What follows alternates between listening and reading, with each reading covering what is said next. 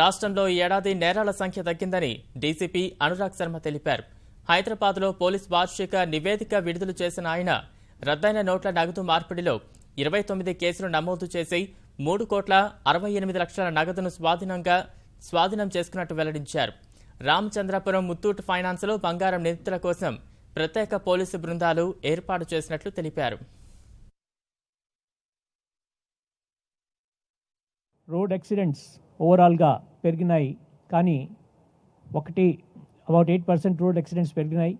Rate of death per 100 accidents మనం తగ్గించగలిగినాం. కొత్త highways మీద, నేషనల్ హైవేస్ మీద, స్టేట్ హైవేస్ మీద కొత్త ట్రాఫిక్ పోలీస్ స్టేషన్ ఓపెన్ చేయాలని, దీంతో ట్రాఫిక్ పెట్రోలింగ్ కూడా ఎక్కువ చేయాలని మేము చూస్తున్నాం. సైబర్ క్రైమ్ సర్ప్రైజింగ్గా కొంచెం తగ్గింది. ఈ సంవత్సరం 513 కేసెస్ మేము రిజిస్టర్ చేస్తున్నాము, as compare to 634 of last year. మన రాష్ట్రంలో పోలీస్ వ్యవస్థ సరైన ప్రకారం నడుస్తుంది. ఛాలెంజెస్ ఉన్నాయి, కానీ ఆ ఛాలెంజెస్ని ఎదుర్కోవడానికి కూడా మేము ఎప్పుడు సిద్ధంగా ఉన్నాము. మన సిబ్బంది ఎప్పుడు సిద్ధంగా ఉంటుందని నేను భావిస్తూ మీ అందరితో సెలవు తీసుకుంటాను. Thank you.